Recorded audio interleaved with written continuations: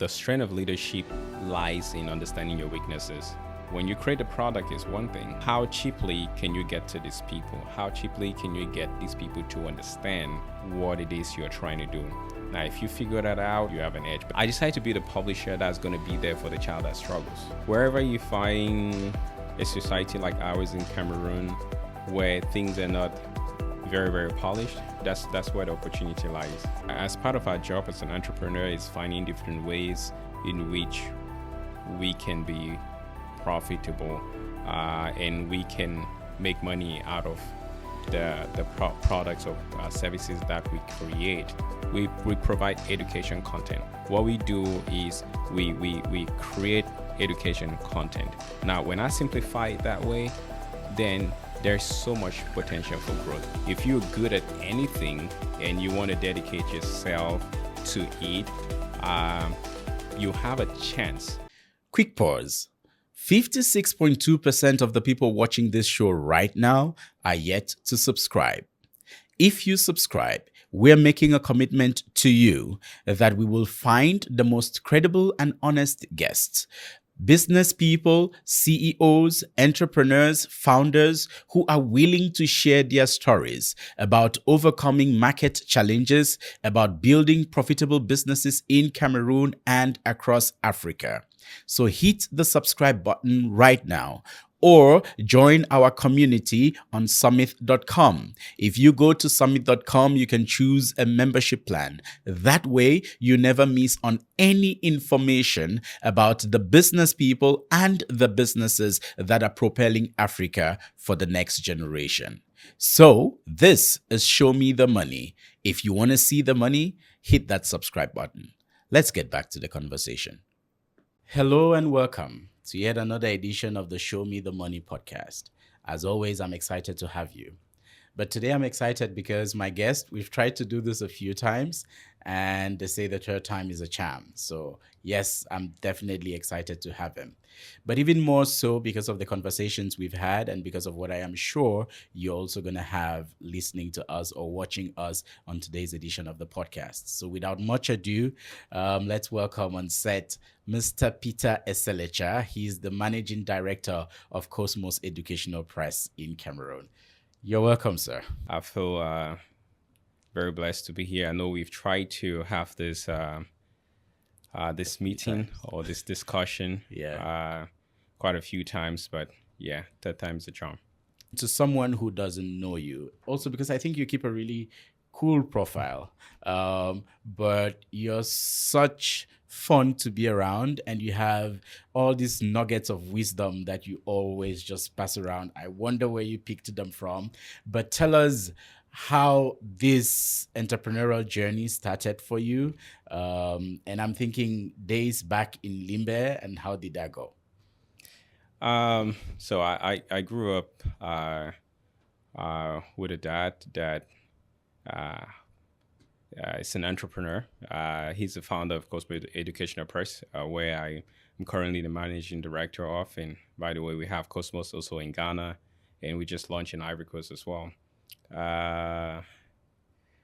So just watching my dad, and I think I have one situation where back when Naira used to be, you could have the bags and bags. I don't know if it's still the same. Mm-hmm. You could have like several bags of money and it's just meaning very little. Yeah. I remember going into my dad's room one day and I saw this man packing like money in bags. I didn't know what he did, but I told myself, whatever it is he does, I want to do this. I want to do exactly that.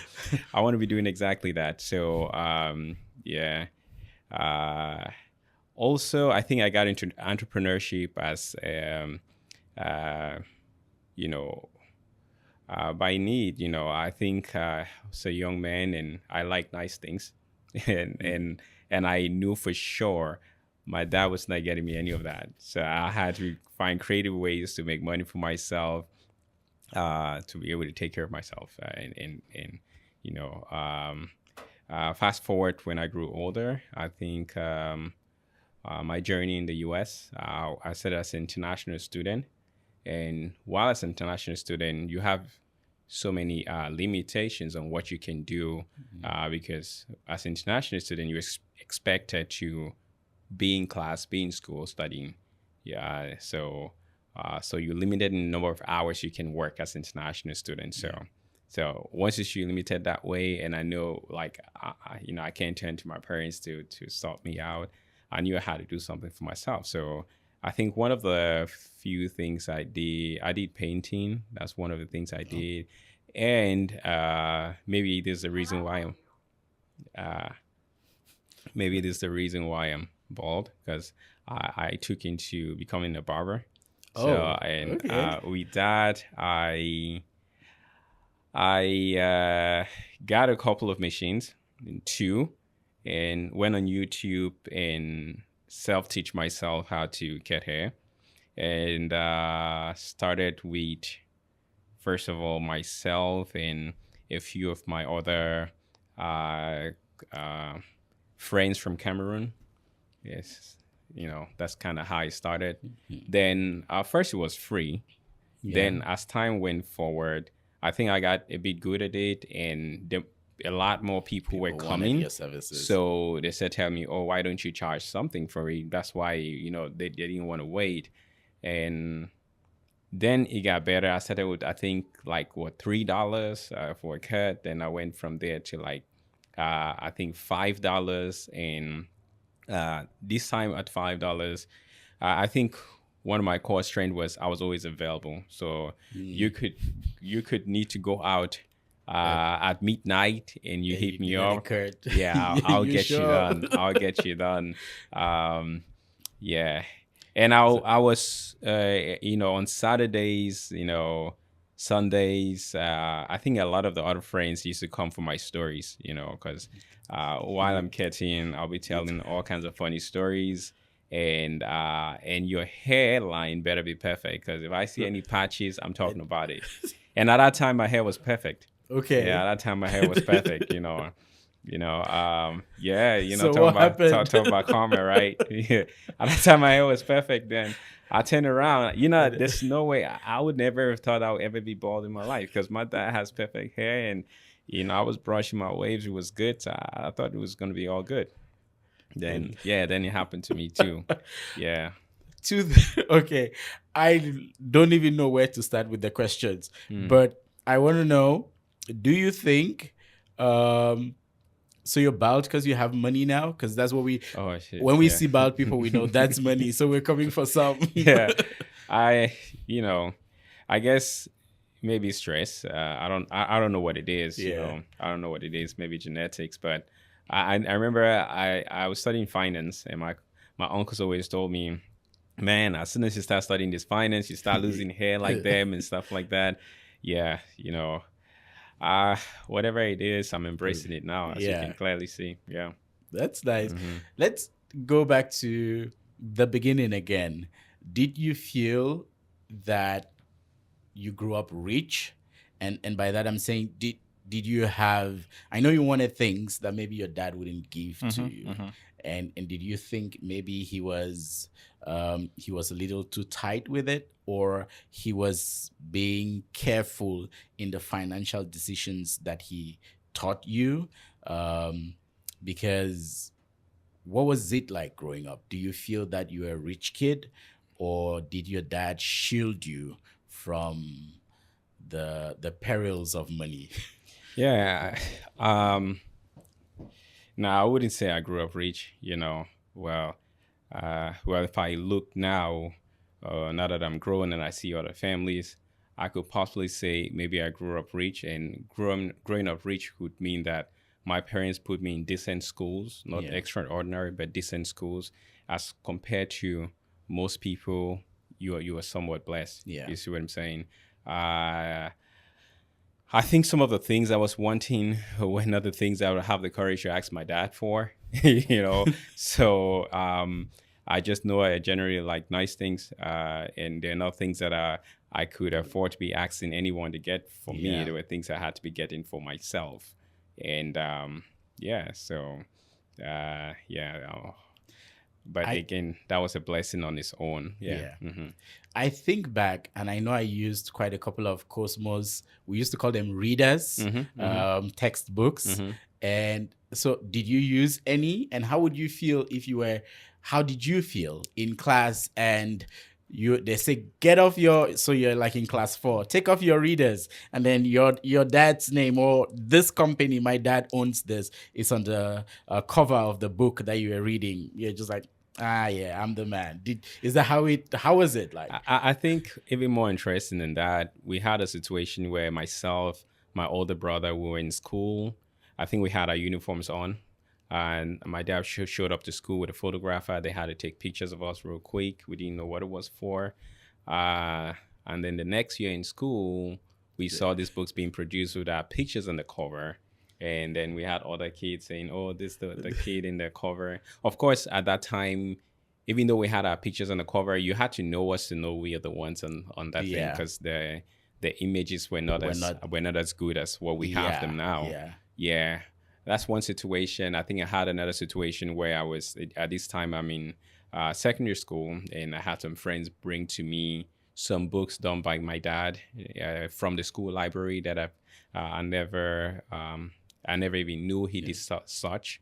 So it was interesting. I mean, you're not like in your school when you're using your book. Every child there knows that it's coming from your house. At that time, also schools could actually select what books they could use. Right now we have a different system where the whole country is supposed to be using one kind of book. So, for example, if you're in class 1 and you're using the mathematics book in class 1, in that particular class, the whole country in class 1 is using that same mathematics textbook.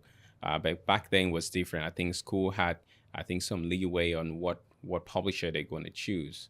And I think my dad put us in the schools that choose us.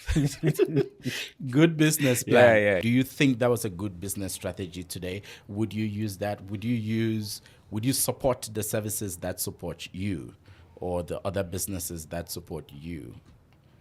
I mean, if you're in business, and naturally you should be a competitor. So, I can always appreciate competition, but I don't expect too many people to be better than me than what I'm doing, because I know how much work I put in. It's possible, yes, but then I put in a lot of work to make sure that I'm really, really good at what I'm doing.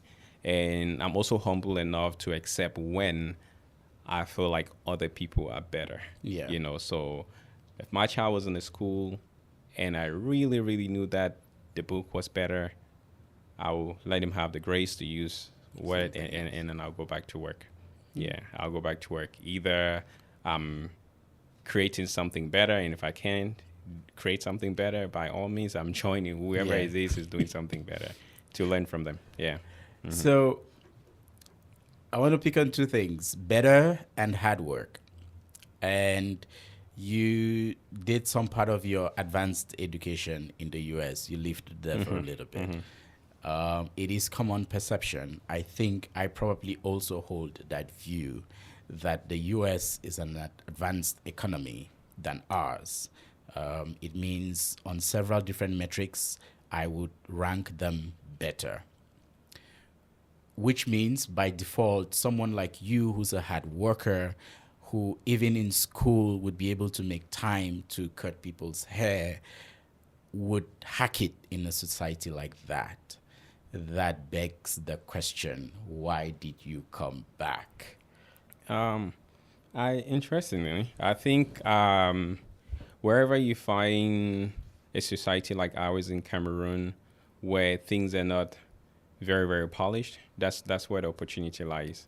There will be nothing new I'm doing in the US that has not been done or that they can do. I'll find very little things, processes that I can improve upon in the US that, the average business person in America cannot do. To me, I think we eventually going to learn how to build us, with the direction in which the world is going, where, especially in the West right now, you're being told you don't belong here. no matter how much of a Peter or a Jacob or a James you are, you still come off as a song. You still come off as you still come off as yeah. So we need to take pride, and I know that it's not easy, and I know that we live in a challenging society, but the upside is that there is the opportunity. If you're good at anything and you want to dedicate yourself to it, you have a chance of not just adding value to, I would call it like this environment, this Cameroon where we all come from. Because I also chatted with a friend. I was like, when we grew up, it's not like Cameroon was way, way better than we grew up, but, you had other people who sacrificed and put a little hospital there for us. That's where we were born. Yeah. We had other people who had these little businesses. We can't just grow up and automatically not want to give back anything, though it's not a perfect society, but there's always something you can give back. And to me, it's more about where I can add value. And that's why I decided to come back. Again, the company that I work for helped, pay my bills, pay for my school fees all the way through. And now I have a chance and a unique opportunity to make a difference. And I have a clear vision of what I'm trying to do. And so yeah, it was just quite natural that I come back. And also when I came back, when I started everything, I had to know exactly what it is I was trying to do, exactly what it is I was trying to achieve. And I took my position as a publisher and I asked myself, so what am I going to do with this? What angle in which, how am I going to create like the vision? How am I going to be able to direct this? What are we really doing? And I had to answer that question within myself. And because when I was younger in school, primary school, I did struggle a little bit. I think I picked up in the secondary. So I had many challenges in primary school, which maybe I can't go over all of that right now. I decided to be the publisher that's going to be there for the child that struggles. Because I always felt like whenever we're in class, you had naturally, before the results came out, you knew who was going to be first. Yep. You knew who was going to be second. You see what I'm saying? The surprise was maybe people like us that were challenged to show up in the first 10. This became, you made it. No. So I'm like, I know that the challenges of that child who is very well intentioned actually, who really, really wants to make it, but doesn't know how to go how. So I pulled myself back and had to reimagine myself as a young kid, as a young learner. What were the books that I really like? Why did I like them? Which subjects was I passing? Why did I pass them? And what ways in which I wanted to learn? And by answering those questions, it started giving me a clear picture of what I should be doing. Yeah. You see what I'm saying? I think I really liked, I found out that the books that had very nice pictures, were nicely designed. I think that time, and honestly, they were not the books done by Cosmos. I think they had like the Oxford English. Those ones, they were always really, really nice, always very appealing, So though I was not a very fond of learning, but I always like to turn the pages and stuff like that. Yeah. So I think at that time, the most important thing is just captivating the learner, just having them fall in love with the product that's in front of them and then draw the interest step by step by step, And I would take this a step further. I think even when I went to the U.S., I lived in South Korea for a while, and this is just the beginning of YouTube and stuff like that. While in South Korea, of course, I'm not understanding everything the teacher is saying because it's in Korean. I have to find other ways online to learn to be able to catch up in class. And then go to the U.S. and I'm in school. I have to also find other ways to learn, because it's not because you're from Cameroon, you're speaking English, that you're going to go to class and it's going to be a free flow. You're in class and this teacher speaking, it's a new accent, everything is new. So I started asking myself, I didn't come to the US to fail. I have to find a way to catch up. So my cheat code was whatever lesson was supposed to be taught, I will watch a YouTube video of it before I go to class. And I'll watch a YouTube video of it after, So that was my method. So now that I'm a publisher and I'm in the other end of the one creating that content, if you look at a lot of the products that we create, you can see that I kind of like channeled a lot of that in. We create videos for people who are more visual learners. We create a lot of storytelling. We make the books as beautiful as we can possibly make them. We are not shy to look for help, as long as the end product is going to be the best product for the child.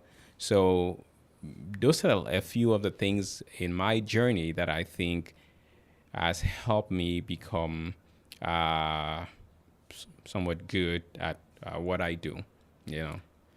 I can really, just listening to you, and I understand why experience is so valuable in professional settings, because I can see how you connect the dots from previous experiences or other people's stories and then channel that into, say, a product that you want to put out. And I'm thinking about your relationship growing up around Cosmos, and this is a business that is 40 plus years old now. So it's lived longer than some of us. And so we grew up and met it. And so what are your takes trying to innovate around legacy structures? Because I see how you've been able to put these different components. I remember even with the holiday series you did for the kids. What was that called? Cosmic Activity Books. Yeah, I saw some of those. My kids really loved them, and I get now the sense behind that. Because for me, it was just, okay, this is the new way books are. But now I am understanding someone was trying to solve a problem that a child is facing. And I see why that product will have value in the market. Can you walk us through what made you think, like, I want to do this different when it's my turn? Because in my opinion, most legacy businesses, the moment it's succeeding, you just let it go. Why would you want to innovate and bring value or more value to something that is already successful? Yeah, I think, I think for me, it was, how can I add value to what was already there? How can I add value to what was already there? And as a leader, we all have different visions. We all have different things that path that we are trying to do. And my dad had his own problems he was trying to solve whenever he created a company, and whenever he had the different leaders that took over the company. I think he had his input on what direction they should have. And I guess when it came my turn, I had to have my own vision, and I had to look for my own angle in which I'm going to add value and rely on also some of the strengths that I already have. So I think that's the angle in which we took things from. If you look at that book, the Cosmic Activity book, you would see it addresses so many things. You have one lesson, and in that lesson, you can read it, and then there's a barcode where you can watch it. In some other situations, you can listen to it. In other situations, you have virtual reality where the lesson can happen in front of you. And then in the same lesson, we have games underneath where the kids can be able to play and interact with that particular activity. And we also have competitions in the book where the kids can have fun with it. So we kind of mix it. And then I think most importantly was a lot of the experiments that we have. So if you are learning something, I took into consideration there's a child that could learn by reading it. There's a child that could learn by watching it. There's another child that learns better by doing it. So in each lesson, each activity, we'll give them maybe an outdoor activity where they are going to do the same process, the same thing that they were learning. Like, for example, there's a topic there on evaporation. We have a virtual reality video that appears in front of the child. They can be able to watch it. Someone teaching it, they can read it. And then there's an activity where we give them directions to go to the refrigerator, get some ice, put it on a plate, go out in the sun, and then be able to have them learn by doing. You see what I'm saying? So we've been able to address all different formats of how a child might want to learn. A child that learns easily by just reading, okay, they're good. But that should not limit someone that learns by visualizing. You see what I'm saying? Because I think the way we have education right now is very one-sided. So a child who can read and understand is already way ahead. So, and in the same class, there's another intelligent child, but they have their own way in which they want to learn. They want to learn maybe by watching. You see what I'm saying? Yeah. At the end of the day, what do we want? We want them to be able to understand the concept. It doesn't really matter if they get it from reading or they get it from watching a video or they get it from doing it. We want them to understand the concept. So I think maybe I was really a bright kid when I was young. I was just learning not the format in which I would have liked to. So I think you were. And that's not just to massage your ego, because I feel it's a very strong form of intelligence to be able to go back and pick value out of experiences. It's not given to everyone. So kudos for that. But I want to ask something around divides that we see in society that, in my opinion, sometimes innovative prospects drive that. In your quest to make education more accessible to different kinds of learners, does it not also reduce access to a certain kind of learner that may not be able to afford that? And I'm wondering if there is something we can do in the grand scheme of things to make, once a product is probably deemed valuable, like what you've done with the Cosmic Holiday, so every other kid can access it.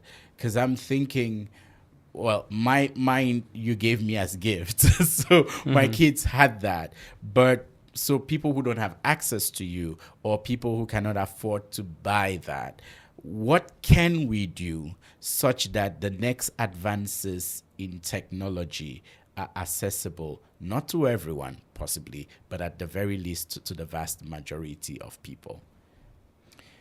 Yeah, interesting question. I think, of course, when we did this particular project, when we did the book, a lot of people complained about the price and said it was expensive. But that is to speak to many different things, you know. I think the book right now is priced around 3,000 francs. Yeah, so maybe the price of 3 beers. You see what I'm saying? Yeah. So it depends on the culture in which we have. I think one thing we as publishers today we are trying to fight in the country is to how do we encourage or how do we facilitate a reading culture in the country? You know, how can we grow that culture? You see what I'm saying? And there are a lot of things that we do right now that are expensive and we don't see them as expensive, you know. So it's about how do we value stuff. And also when you're engaging in such a project, from the beginning, it's expensive. You know, I think we had expats, 2 people in France that worked on this project. We had 1 person in Ghana that worked on this project. And then we had our team that worked in this project as well, of course. But then we had even within Cameroon, a lot of freelancers that work in this project, because on this project, we really, really had to dig in deep to get the best of the best quality illustrations that could go on the book. Now, if you know anything about book development, take for example, I'm doing a novel about you, right? And the audience is much grown people. You know, a book like that wouldn't cost as much. Yeah. We're just putting information together. We can give it to Angui. She edits it, and then we do a cover, and it's done. No, but when you want to teach kids, it doesn't go like that. You have to put in all these illustrations, demonstrating all of this stuff. And in some places, one illustration alone is costing like 4,000 francs. And the better the illustration you want, the more expensive it is. You see what I'm saying? And then when you go now to the videos, a lot of those videos, I think there are a lot of different companies that we got to put those videos together. The audios, we had to work with studios to put the sounds together. So many pieces in that project just to get that project done. We haven't sold to the numbers that I think I would have liked for it to be, but I'm still very, very proud of my team and for that project we were able to accomplish. I mean, the experts were working in France, flying to Cameroon about 2 times or 3 times that year. One person flew from Ghana. Then we had to also work with freelancers within the country, and then a lot of pressure on our team to bring out the possibly best out of them. And it's a new product that you're trying to do, so you're definitely going to make mistakes. You're definitely going to lose a lot of money. You know, when you start with a new project like that, sometimes you address the people who can afford. Then as time goes on, you try to start seeing which different ways you can make it more and more affordable. But I'll remind you of the fact that no matter how affordable we make it, if we don't have a culture of reading in the country, it could still be at 500 francs and people will still complain it's a lot. So the first problem that needs to be addressed is, do our people see the importance of our children gaining knowledge and prioritizing education to other things? Yeah. Do you think this is a battle publishers will be able to win by themselves, or do we absolutely need the support of government or policymakers, and how? And so far, how have you been able to push advocacy in that light? Because my thinking is, if you spend so much money in the development of something that is obviously so good for society, shouldn't the government subsidize things like that? Is that not what happens in more developed countries, say the US? Yeah, I think if we have to go that route of waiting for government, then we'll wait for too long. Yeah, I think if you lead in a company as an entrepreneur, it's part of your duty to find ways to become profitable. You know, it's part of your duty to find ways. These projects should be important to you to the extent that you find every possible means to get it done. You see what I'm saying? So if you want to get engaged in a project like this because it's expensive, you're waiting for government, you will never do it. And it will probably also be saying that you don't value it as much. Maybe you think you value it as much, but you don't value it as much. You know, when we do projects like this, the first big winners are the joy we get from accomplishing such a feat, and looking at it, it's already so much worth it.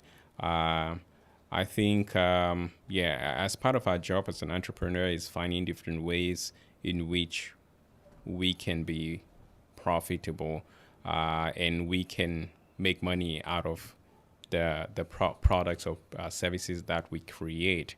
If government is to come in, then that will be a big bonus, you know. But as for right now, we just have to dig deep and see which ways in which we can do what we do without the support of government. But then, of course, we will always like for government to to help us go the distance. But for right now, we try to use different ways in which we can leverage. And plus, a lot of research is done on that project that though we might not be making so much from that project right now, but the research and development that was done to do that can help us in other projects that is going to, help take us farther.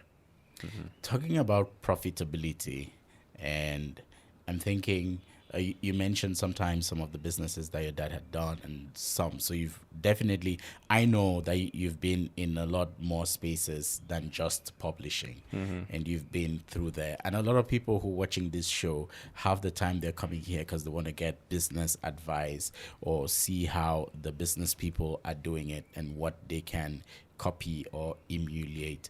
If you're looking at Cameroon right now and you were to disperse capital towards a venture that should be profitable, what timelines, one, would you advise us to look forward to before we make money? And is there any way we can accelerate the money options that we have so businesses become more profitable sooner than having to wait the usual 5 years before you break even? And who knows what happens in 5 years? Technology has probably swept you off your feet and your business is no longer relevant. You want to get into projects where you have some kind of leverage, you always, as an entrepreneur, you always have so many ideas on what you can do. You always have so many ideas of what you can do. But most importantly, you have to always find where you have leverage. And having leverage must start first of all, with you. What's your background? You see what I'm saying?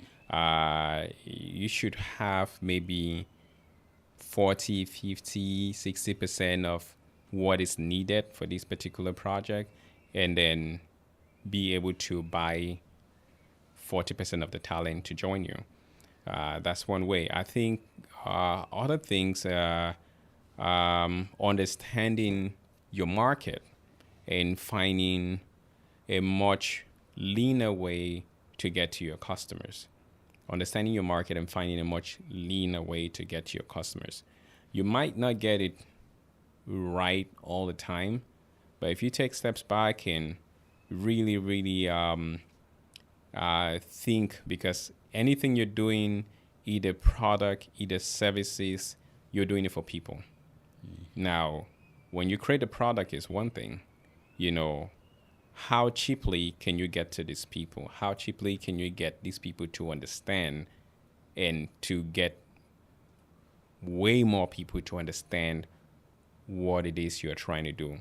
Now, if you figure that out, then you have an edge. But on the product, on the service part, you yourself should already have leverage. You should already have what that you feel like is already an edge as opposed to a lot of people. What comes to you naturally? What is it that you're naturally inclined to? And then you try to build from that, because from the onset, if not, then where's your advantage? Why are you going into that? Because you go into that field, you go into that business, you go into that service, and you'll meet someone that naturally is it comes to them. Sometimes you could go into it because I think for me, if you start in a business, the most important thing is if I was an investor, if I was going to invest my money into a business or stuff like that, the most important thing I'll be looking for is finding a good business leader. So because the money, you can always get the money. You can always leverage with the bank to get the money. I know it's not that easy, but what I'm trying to say is that the money is not the most difficult thing. So if I was going to go into a business and I see money on the table, I see an excellent leader on the table, for me, I will go first for the excellent leader. Then I look for the money. You see what I'm saying? Yeah. I'll look for a leader that is maybe an expert in this domain. Then I try to see how to look for the money. Because you could get the money, but then not have the leader that's going to take you through. And or run down the business. Yeah. So once as you're able to have a good team, identify a good team, have a good leader, you already ahead. A few steps ahead. Yeah. How important is it for that leader, or I'm trying to say, what are some of the qualities to look for in that leader? Is it vision? Is it ruthlessness? Because also, I've seen scenarios where someone's maybe a cool talker, but then they can't stand up to anything. So they make a very lousy negotiator, and so they always lose money on the table when they are negotiating. Or someone is a really great developer, so they have leverage on the side of that, but then they don't feel that they need to learn how to manage their time or even their presence. And so you're talking to one person and they go, oh, I'm the founder. This is my idea. And so by virtue of that, I should lead it. And then another person is just able to get people to do stuff. Where does the strength of leadership lie in business? I think the strength of leadership lies in understanding your weaknesses. Yeah, so if I was to engage in anything, if I was to bring in a leader, what I would like to, the way I would like to communicate with them, the first conversations I would want to have with them is to have them, if they can be able to tell me where their weaknesses are, that's a really good point. The second thing is they should like good stuff, someone, I might not be able to maybe build a home, but I should be able to identify a good home if I see one. Yep. So meaning you should be able to spot out talent. I might not be like at my work, if you come to graphic design, well, I don't know anything about that. If he comes to maybe singing or maybe illustration or maybe editing, managing sound, all of that. I don't know anything about that. But if I see a good one, I would know. So when my team, they're working with me, they know they got to be on their A game, because I might not know anything about that, but one thing I know is I know good stuff when I see it, and I know what I'm looking for. So no matter how good the English is, there's something that I'm looking for. For publishing or education books, first I'm looking at, okay, this book is for a child who's 8 years old. This English sounds good, but is a child at 8 years old going to easily understand that? Yep. You see what I'm saying? So no matter how good it looks, that's how I would judge if this is good work or bad work, So you should be able to understand your weaknesses and be able to spot out talent. And last but not the least, know how to manage the talent. And to me, managing the talent, it's much easier when you can bring people in that that have passion for stuff, and you can be able to show them the bigger picture, and that excites them. They see how their own piece of what they're doing is going to help take take the team further. So if everything I'm doing, no matter how beautiful it is or no matter how nice it is not taking the company further, then I don't get that much excitement. But if I can know that I work for Nike, and it's thanks to this shoe design that help our runner or athlete get better. Though it's an athlete that is winning, taking the trophy, you in the background saying, man, I did it. You see what I'm saying?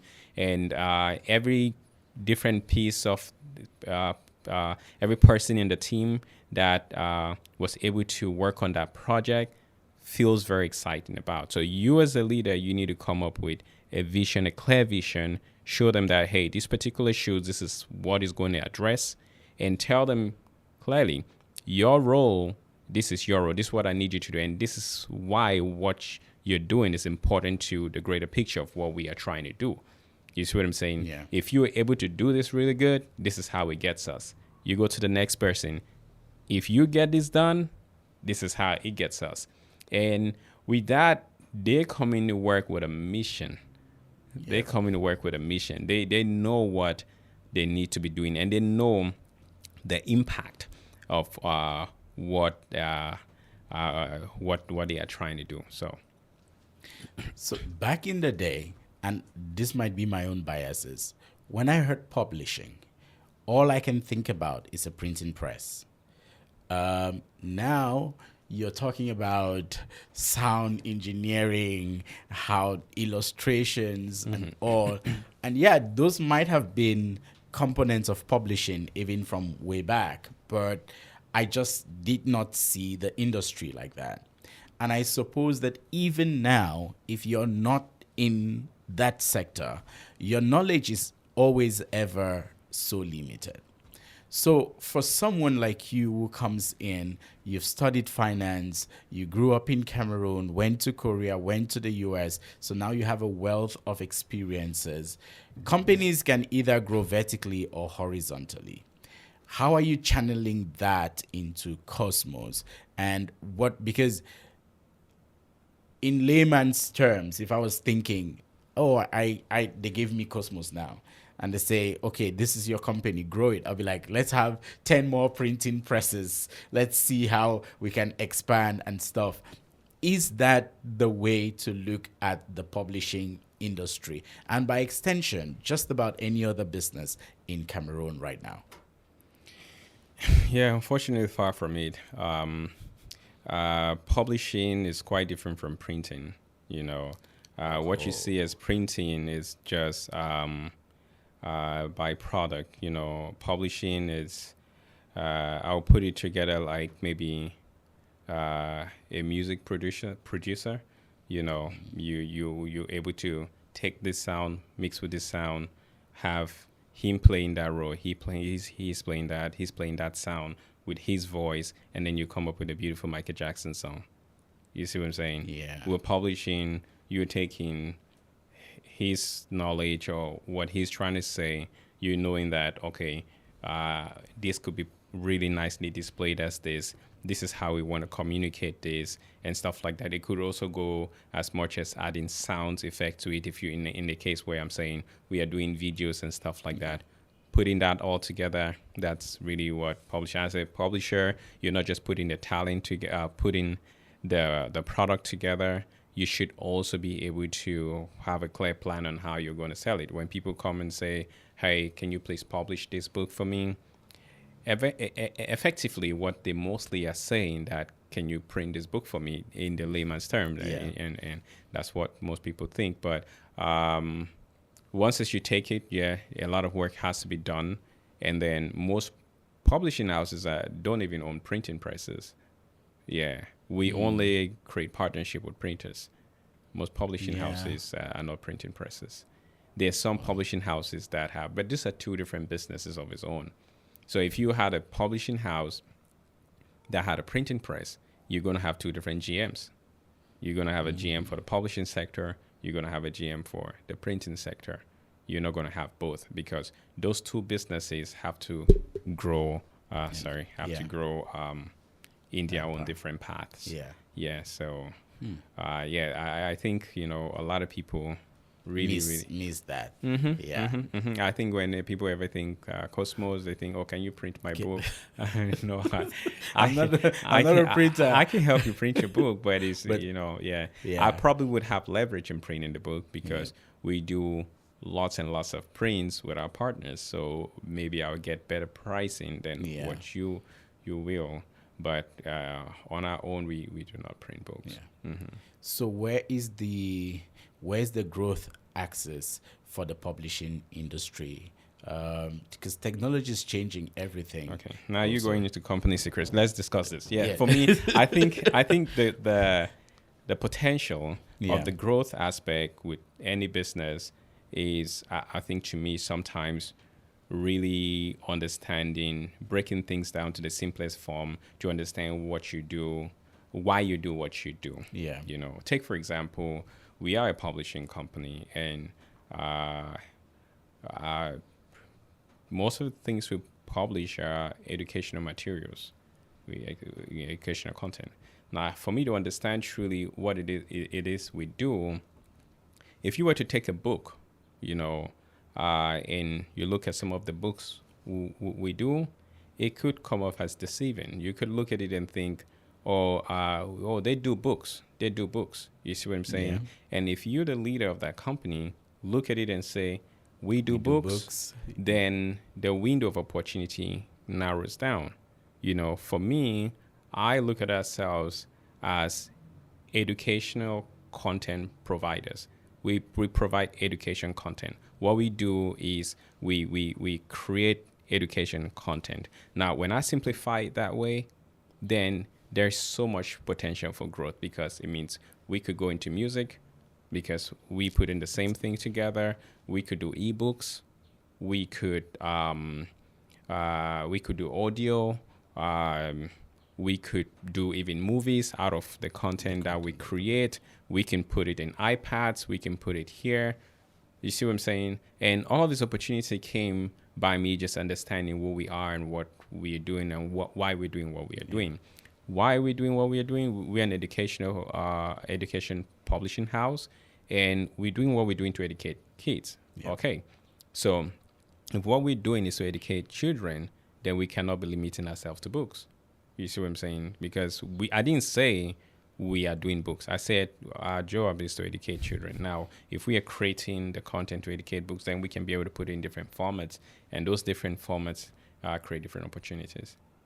Okay. Mm-hmm. Last seg I want to talk about investments and storytelling. So, we've had this conversation a few times, but if I'm being honest, I have never until this moment appreciated how great a storyteller you are. To be honest, I felt like we've been having this convo for 5 minutes, and we've done 45 straight or 50 plus already. Thanks for letting me know.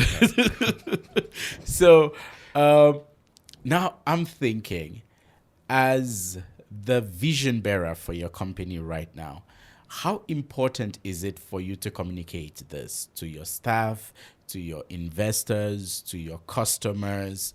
Do they all need to know this, or you give your staff some bit, you tell a different story to investors, you tell another story to clients, or how? I'm trying to figure out how this works, because if I look at other visionary leaders, say the ones that almost everyone would know, say Elon Musk, I think at the end of the day, it also just comes down to how great a storyteller he is. Because he paints a beautiful picture, and all of us think, oh, now we're going to live in Mars and life is going to be such one utopian heaven up there. And then people are putting in their money. Let's not go there. But then I wonder how important it is for the vision bearer to communicate that vision to other people, so investors can buy in, so the staff can put in the work, bring in their A game, so customers can go, oh, this product, this is actually the value add I get for paying this price. How do you put all of that together into one person? I think it's the way you're going to communicate externally is different from the way you're going to communicate internally. Yeah. So externally, I try to hit more on painting the picture and showing people how what we do is going to make their lives better. Because at the end of the day, that's all that matters. Yeah. You know, yeah, you've done this, so what? You know, you've done this, so what? We had a couple of our marketers, some of our marketers, when they were working with the parents, trying to show the cosmic activity book that we did, a lot of the parents, whenever we were able to show them everything that is in the book and how the thought process, they bought it easily. They didn't think it was expensive. But when we placed it in the table and told them this is a book that we did and it's $3,000, they felt it was expensive. In that case, externally, you need to go away from we did this, we did that, it's so cool, to this is how it's going to help your child. This is how it's going to make your life better. You know, when you're communicating externally, you need to think less of yourself and more of how is it going to change and make their lives better.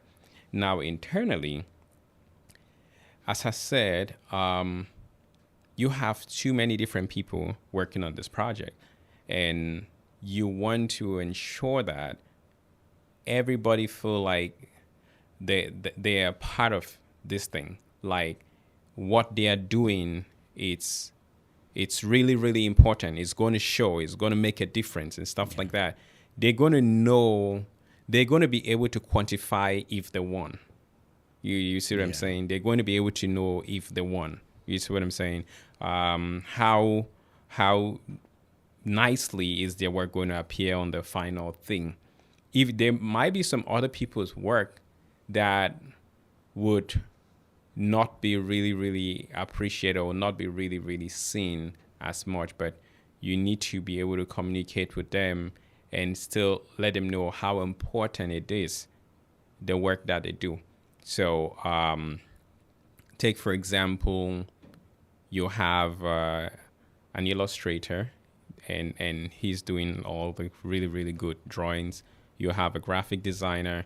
He's putting all the good design together. This. What about the editor? You know, because the author is the one who's writing the story, and that's different from the editor. The editor is finding a way to make sure that this thing communicates very well. So he's taking the author's work and he's chopping it down, breaking it down, arranging the words so a child can pick it up easily. But that work on its own does not appear on the book. So when you pick it and stuff like that, oh, this is a good, no. You don't look at this as the editor's work. You see what I'm saying? That one is, it's kind of like in the dark, but that's actually one of the most important pieces. So, internally you should be able to let your team know, bring your team together, let them know, first of all, why we're doing what we're doing and how their roles are going to help us achieve that. And would you be able to speak to what to say to investors to get them put money in your business? Speak to investors to put... Yeah. So how do you then communicate to investors so they buy into your vision? Investors, the most important thing is showing them what problems we're going to solve and how that's going to translate to money for your pockets. You have to know investors are, they are not philanthropists. They put money here, they want money tomorrow. So you need to be able to show them how important it is, what the project that we have in hand, how many people, how many problems it's going to solve, you know, and the more problems it solves for people, it translates to more money that you make. So you need to be able to pitch that to the investors the right way, you know, and investors, most often, they don't just want to make money this year. They want to see how sustainable it is, what you're trying to do. So the idea could be good and you could give an investor some good money this year, but investors want to know how to make money, not just now, but in the long term. Mm-hmm. So you must be ready with a follow-up from this product. How is it going to gravitate to that? So you can't keep it too narrow for them. That's not interesting enough for them. Mm-hmm. And thank you. Last question, and still around these lines. So I was watching one of Elon's... You're a big Elon fan, huh? I am. I am a fan of visionary leadership. Okay. And actually, that's why I wanted to ask. This is the question I wanted to ask you. Because watching that interview with The Economist, I am thinking, I'm wondering how much data points this guy has to be able to think that far ahead the way he is. And I'm thinking, for someone at your level, where do you also get the data to be able to do the prognostic for the future? Because you're telling the investors, I can continue making you money 5-10 years from now, but then technology is coming and we don't know if the world's gonna end. Climate change is happening. How do you build those guardrails so that they don't go, we don't see it, and they can buy your story? Because half the time, I don't think there's 100% statistical probability that that future is going to come. None of us can predict that. But how do you sell investors the future? What are you using to build that arsenal that you use for that story? Yeah, so first of all, when you're leading a company, you have an advantage if you're an avid reader, if you're someone that reads a lot, if you're someone that takes in information a lot. That will really help you put pieces together and be able to, to put those dots, connect the dots, or procrastinate on what the future might look like. You have to be somewhat good at that. You have to be somewhat be able to understand the direction in which things are going. Yeah, you're not going to get it 100% right all the time. Yeah. But most often, there are a few things. If what you're doing is going to make a difference for mankind, it's going to make money for the investor, and it's going to make your team happy and stuff like that, most often it would not be, even if you're off the mark, some pieces of that will always be useful one way or the other, even if your prognosis was not right. Yeah. And back to the topic of leadership, I think investors want to see dynamic leaders. A leader who is also honest enough to know when to stop, when to change direction, and stuff like that. And that should be proven in your track record with other things that you have done. Yeah. So I wouldn't worry so much about how perfect I can predict the future. I worry so much about how important what we are going to be doing it is to mankind, and how is that going to be helpful for our kids tomorrow? How is that going to be helpful for my team as well? I would look more in that direction, because prognosis, you could be like, just take for example a CEO from 2010 was probably making some predictions of, we're going to need this amount of staff, we're going to do this amount of things, and then here comes AI and it changes everything. I think, to me, as long as I was very sure that that was something that was going to make mankind better, was going to make people's lives better, there's still going to be pieces of that that's going to be useful. And no matter how, and as a leader, as technology is evolving and stuff like that, you need to be seeing how to stitch that into what it is you're doing. You see what I'm saying? Yeah. You need to be able to see how to stitch that into what you're doing. And of course, that's going to take a visionary, be able to see this and know if this is coming new and it's looking like a thread, but if we put this together, and also knowing what time to create allegiance, create partnerships. I'm not going to sit here as a company. I see that publishing is getting wiped out tomorrow and just sit there, right? I'm going to start looking at what direction is this thing coming from, and how, if it's coming and it's good for everybody, well, how can I team up with it so it can be good for me as well? Yeah. So AI is there, it's threatening stuff, but how do I put that to my advantage so I'm not working against it? Yeah.